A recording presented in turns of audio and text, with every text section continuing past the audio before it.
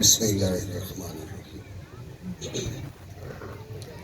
مبسملا وحامدا ومحمدا مسلیا ومسلما محمدا ان اللہ وملائکتہ یصلون علی النبی یا ایھا الذین آمنوا صلوا علیہ وسلموا تسلیما اللہم صل وسلم علی سیدنا ومولانا محمد وعلى آلہ وصحبہ وأولادہ وبارک وسلم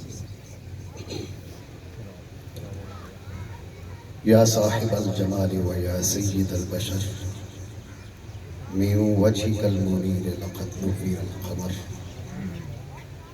لا يمكن الثناء كما كان حقه بعد از خدا بزرگ ہوئی قصہ مختصر لائق صد عزت و تکریم سامعین قدر ارباب علم و دانش اور بالخصوص رسول اللہ صلی اللہ تعالیٰ علیہ وسلم کے خانوادہ، حضور کی اولاد، حضور کی آل کے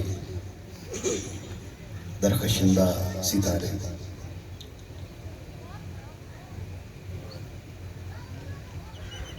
میں پوری کوشش کروں گا کہ انتہائی مختصر وقت میں چند جملے عرض کروں۔ مجھے اندازہ ہے کہ آپ حضرات کافی دیر سے یہاں تشریف فرما ہیں اور میرے بعد حضرت قبلہ صاحبزادہ فرید الدین صاحب دامت برکاتہ العالیہ بھی خطاب فرمائیں گے، تو میں اختصار سے کام لیتے ہوئے اپنی حاضری لگوانا چاہوں گا۔ برادران ذی وقار، ہم دیکھتے ہیں کہ جس قوم نے حضرت نوح علیہ السلام کو جھٹلایا اس قوم پر اللہ کا عذاب اترا۔ جس قوم نے حضرت لوط علیہ السلام کو جھٹلایا اس قوم پر اللہ کا عذاب اترا۔ حضرت صالح علیہ السلام پر، آپ کی تکذیب کرنے والے، آپ کو جھٹلانے والوں پر اللہ کا عذاب اترا۔ حضرت ہود علیہ السلام کو جھٹلانے والوں پر اللہ کا عذاب اترا۔ ہم اس بات پہ ایمان رکھتے ہیں کہ اللہ رب العالمین کے سارے نبیوں اور سارے رسولوں میں افضل و اعلیٰ، بلند اور بالا جو مرتبہ ہے وہ میرے اور آپ کے آقا جناب محمد الرسول اللہ صلی اللہ تعالیٰ علیہ وسلم کی ذات والا کا ہے۔ حضرت نوح کو جھٹلائے تو عذاب الہی کا شکار ہو، حضرت صالح کو جھٹلائے تو عذاب الہی کا شکار ہو، حضرت لوط کو جھٹلائے تو عذاب الہی کا شکار ہو، دیگر انبیاء کی تکذیب کرے تو عذاب الہی میں گرفتار ہو۔ لیکن جو لوگ میرے آقا علیہ السلام کی تکذیب میں مصروف تھے، میرے آقا علیہ السلام کو شیب ابی طالب میں محصور رہنے پر مجبور کر دیا، میرے آقا علیہ السلام کو 13 سال تک جس سرزمین پر میرے آقا علیہ السلام کی ولادت ہوئی اس سرزمین پر 13 سال تک انتہائی مشقت بھری زندگی گزارنے پر مجبور کر دیا۔ اس کے ساتھ وہ لوگ دعا کرتے، اللہم امطر علینا حجارۃ من السماء، ہمارے اوپر آسمان سے پتھر برسا۔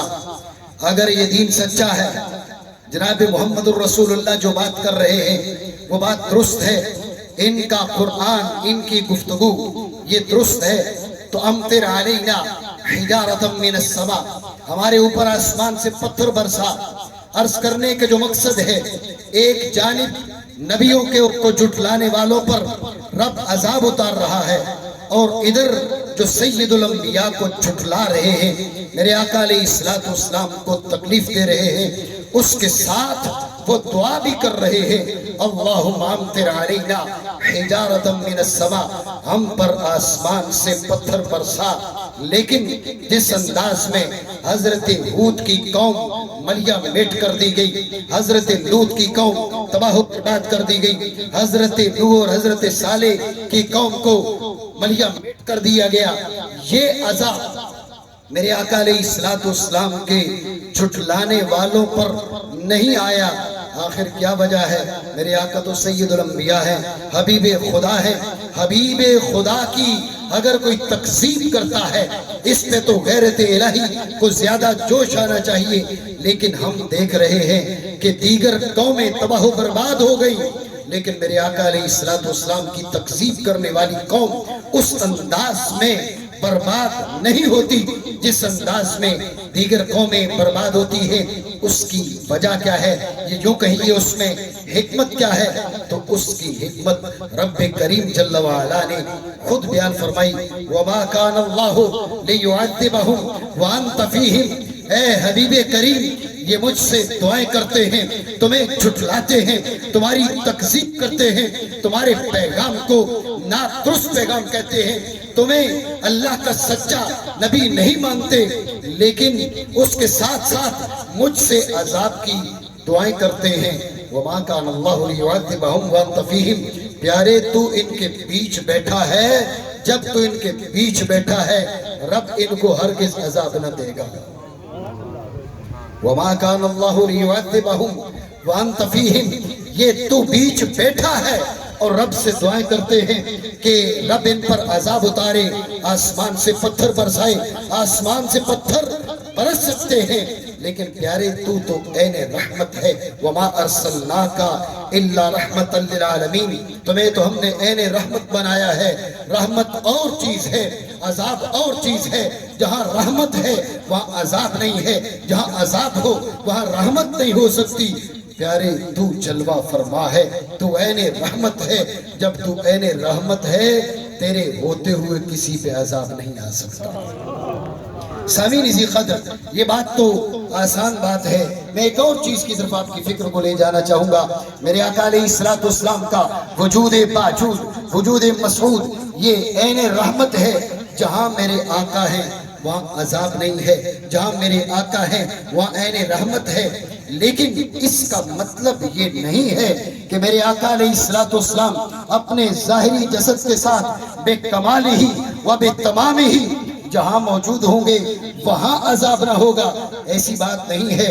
جہاں میرے آقا کا عنصر شریف موجود ہے وہاں بھی عذاب نہیں ہو سکتا۔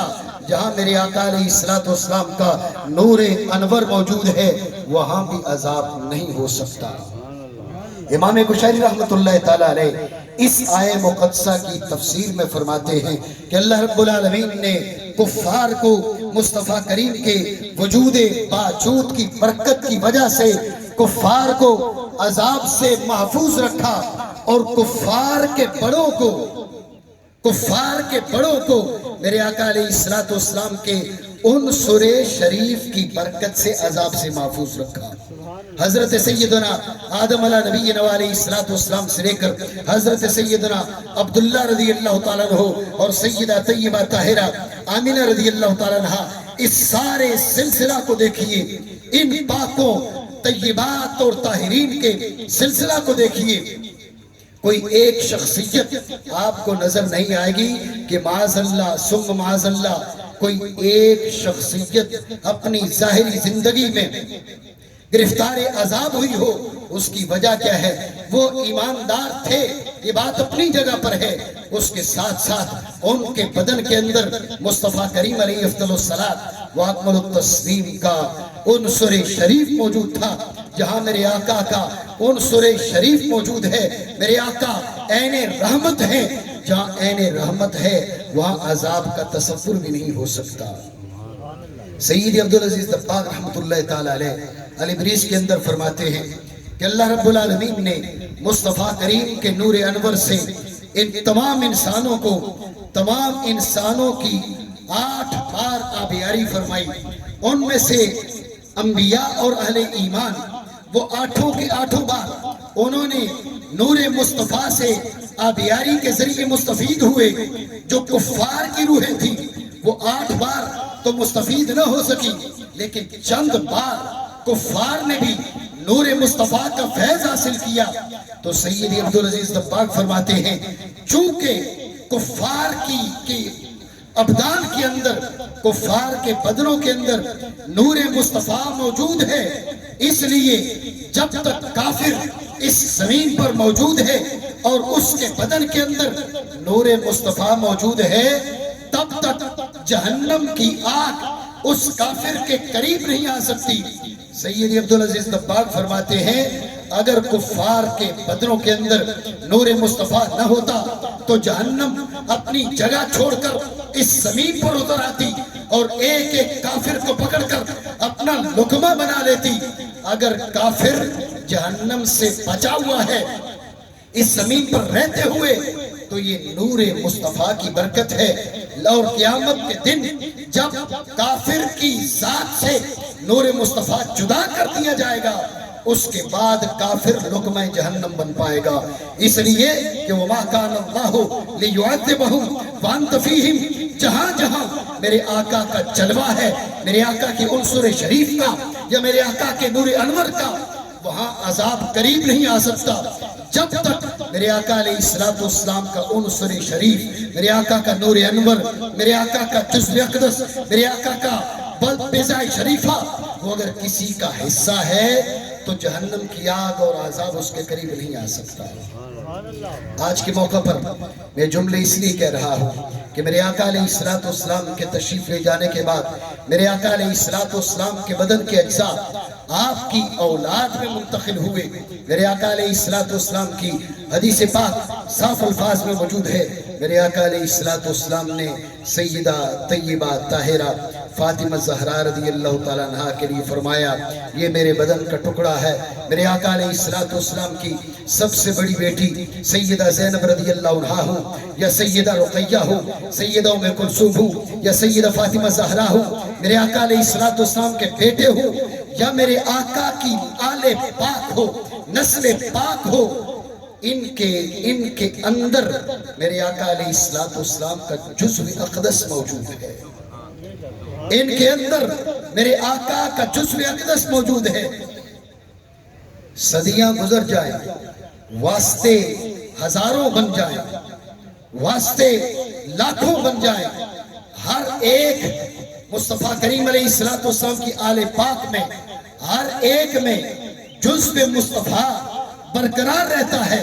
इसलिए मेरे आका अलैहिस्सलाम ने फरमाया, अहलो बैती अमानुल लि उम्मती औ कमा क़ाल रसूलुल्लाह सल्लल्लाहु अलैहि वसल्लम, मेरे अहले बैत किराम मेरी उम्मत के लिए अमान है।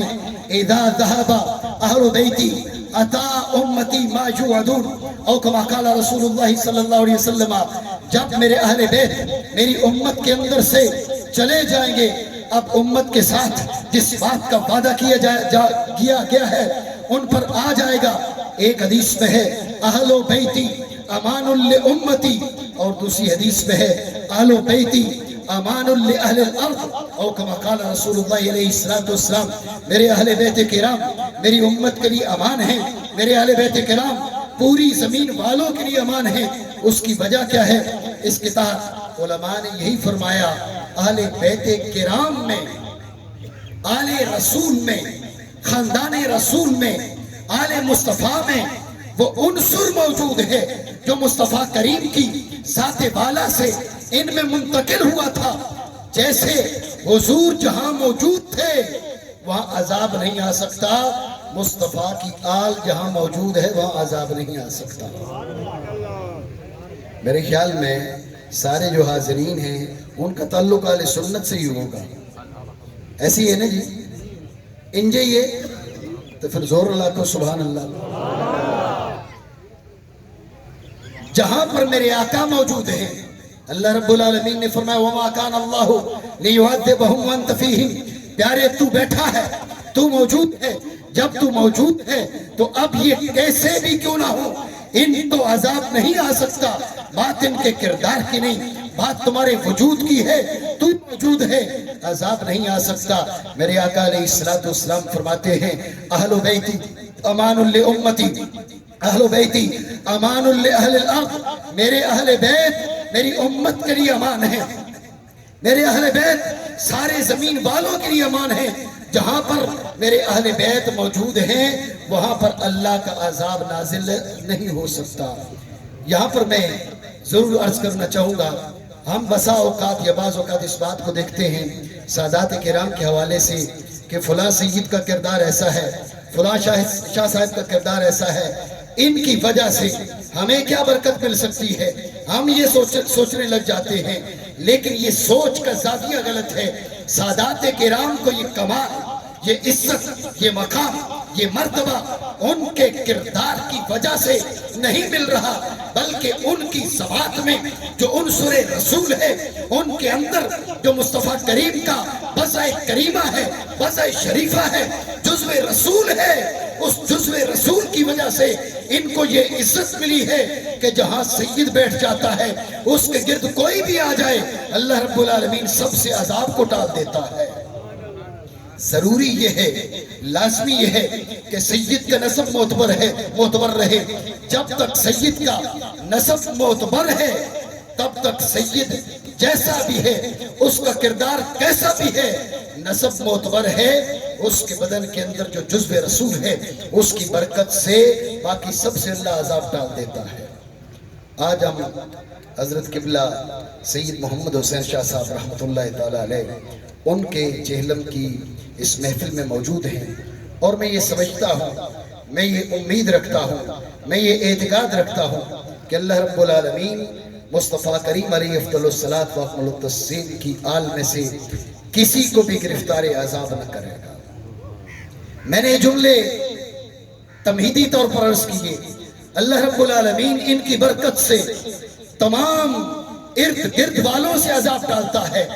جب یہ قبر میں چلے جائیں، جب یہ اس دنیا سے رخصت ہو جائیں تو وہ جزو رسول ان کے ساتھ قبر میں چلا جاتا ہے، وہ جزو رسول ان کے ساتھ دنیا سے چلا جاتا ہے۔ یہ دنیا میں تھے، ان کی وجہ سے، ان کی برکت سے ارد گرد والوں سے عذاب ٹلتا ہے، تو پھر کیسے ہو سکتا ہے کہ جس کی وجہ سے رب دوسروں سے عذاب ٹالے وہ خود جا کے گرفتار عذاب ہو جائے۔ رسول اللہ صلی اللہ علیہ وسلم کا ارشاد گرامی ہے، میرے آقا علیہ السلام نے فرمایا ان فاطمہ احسنت فرجہا، ان فاطمہ احسنت فرجہا فادخلها اللہ وذریتها الجنہ، او کما قال رسول اللہ صلی اللہ علیہ وسلم۔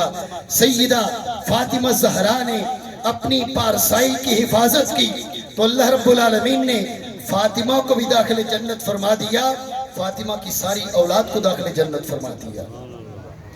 اس کے ساتھ علامہ عبدالرؤف مناوی اور دیگر اہل علم نے یہ کہنے کی کوشش کی، بلکہ فرمایا کہ جو سیدہ فاطمہ زہرا کی بلا واسطہ اولاد ہے، جسے حسنین کریمین، ان کا جنت میں دخول اولی ہوگا بلا سبقت عذاب، اور باقی جو ہیں ان کے بارے میں یہ بشارت نہیں ہے۔ لیکن محققین علماء اور بالخصوص امام اہل سنت اعلی حضرت مولانا شاہ احمد رضا خان رحمۃ اللہ تعالی علیہ نے اس بات کی تصریح کی ہے کہ سیدہ زہرا کی جتنی اولاد ہے تا قیام قیامت، جیسے یہ بات ہمارے ذہنوں میں آ سکتی ہے کہ بھئی اس کا مطلب ہے سید جو چاہے کرتا رہے، اگر میں امت محمدیہ میں ہوں تو اس میں میرا کیا کمال ہے، اگر میری پیدائش حضور کی امت میں ہوئی تو اس میں میرا کیا کمال ہے، اس کی عنایت مجھ پہ ہوئی، آپ پہ ہوئی، خاص عنایت کہ اس کریم نے ہمیں کسی اور امت میں پیدا کرنے کے بجائے، آج سے 2000 سال پہلے پیدا کرنے کے بجائے مصطفیٰ کریم کی امت میں پیدا کیا، یہ ہمارا کوئی کمال نہیں۔ اسی طرح رب کریم اگر کسی کو مصطفیٰ کی آل میں پیدا کرے تو اس پہ ہمیں کون سا اعتراض بنتا ہے؟ ہمیں کوئی اعتراض نہیں بنتا، یہ رب کی تقسیم ہے یہ رب کی عطا ہے، ذالک فضل اللہ یؤتیہ من یشاء، رب کا فضل ہے جسے عطا فرماتا ہے۔ تو امام اہل سنت رحمۃ اللہ تعالی علیہ اور دیگر محققین علماء نے فرمایا کہ سیدہ زہرا رضی اللہ تعالی عنہا کی اولاد تا قیام قیامت ہم رب سے امید کرتے ہیں کہ اس مبارک حدیث کا مصداق صرف حسنین کریمین نہیں ہے، بلکہ سیدہ زہرا رضی اللہ عنہا کی اولاد تا قیام قیامت جو بھی سیدہ زہرا کی اولاد ہے، بشرطے کے نسب معتبر رہے، اللہ رب العالمین انہیں جنت کا دخول اولی عطا فرمائے گا۔ اس لیے کہ وَمَا كَانَ اللَّهُ لِيُعَذِّبَهُمْ وَأَنْتَ فِيهِمْ، حبیب پیارے جب تو ہے تو تیرے ہوتے ہوئے عذاب کیسے ہو سکتا ہے؟ سادات کرام کا یہ جز ہے، سادات کرام کے بدن کا حصہ ہے مصطفیٰ کریم کا جز۔